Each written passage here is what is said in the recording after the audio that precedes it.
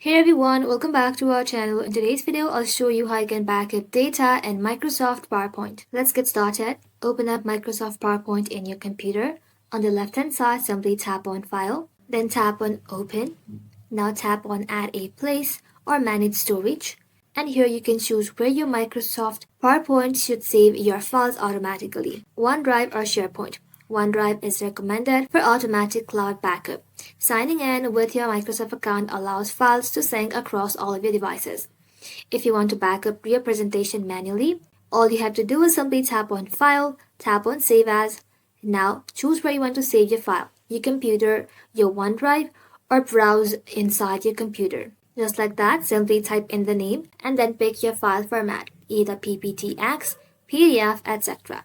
This creates a secure backup wherever you choose. That is how you backup your PowerPoint data on Windows.